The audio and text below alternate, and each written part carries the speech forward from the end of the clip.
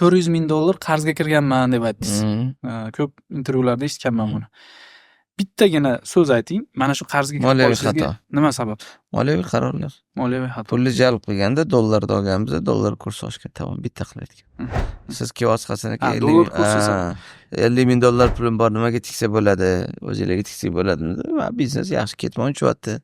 Buni men shu oling, menga 50,000 ga, sizga bir yil oxirigacha 60 qilib sotib olaman. Chunki men 70,000 ga sotishga ko'zim yetyapti. Hamma bilan shunaqa kelishuv qildik, aqlimiz yetgani, siz 5,000 tikdingiz, bular 10,000 tikdi, bular 20,000 tikdi. Men assortimentga molga pul tikdim. Lekin 2016-15-yil oxiriga kelib $400,000 pulim boshida 1 milliard pul haqida gap ketyapti оборотimga. Marketingniki, foydani hisobdan o'zimniki, производственники o'zimniki, reklama, xodimlarniki o'zimniki, lekin sizlardan olgan $400,000 siz 4,000 bilan 30,000 bilan 34,000 bilan 54,000 bilan 44,000 pullari yil oxirigacha 1 milliardini yopaman, chunki 3 milliard ostatkada molim bor, 3 milliard обороtim bor va bu molni qo'yib yuborishim hisobidan sizlarning pulinglarni qilsam, menga hali foydaga birinchi etaj qoladi deydi domchilar. Foydaga обороtim qolsin, foydaga klientim qolsin, foydaga boshqam qolsin.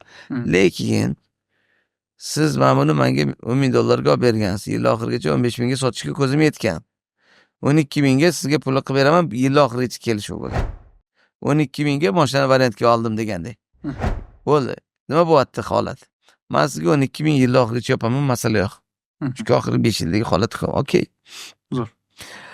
Bular kelyaptilar. Hasan aka, shu suvni sizdan 10,000 so'mdan olib yuruvdim, deyaptilar. Dollar 2,300 so'm edi, 6,700 bo'ldi, ularni etmayaptilar. Men aytaman, bu dollar qolganda 2,300 edi. Hozir 6,700. Meni B2B va B2G da byudjetimda mana shu ichkani 5,000 olish kerak. 15,000 ola olmayman. Men bu bloknotda 10,000 olishim kerak. 20,000 ola olmayman. Aytaman, dollar oshyapti-ku. Mayli, bexijolat, okey. To'g'ri kesib bering, bo'lmasa boshqa joydan olaman, deyapti. Bunga navstrichi borsam, hali yomg'ir yog'sa Salima, quyosh chiqsa Halima baraka topadi degan holat. Klientni qochiray desam, sizni pulingizni 12,000 berishim kerak. Sizni pulingizni bermay desam, beray desam, bu klient 10,000 dan tepasiga olmayman deb turibdi. Patoviy holatda bir gap bo'lar, foydani hisobda bo'lar, bir gap bo'lar, eski narxda bo'lsa ham klient qochmasin deb bitib klientga pul berdimmi, sizni pulingizni 10,000 berishim kerak, lekin 3,000 ga sotib qo'ydim. Mana shunaqa qilib puzir ispareni bo'lib ketdi. Moliyaviy kasbiy razrivga kelganda qarorlar noto'g'ri bo'ldi, chunki o'sha paytda operativ cho'kayotgan paytda xasga moslasiz.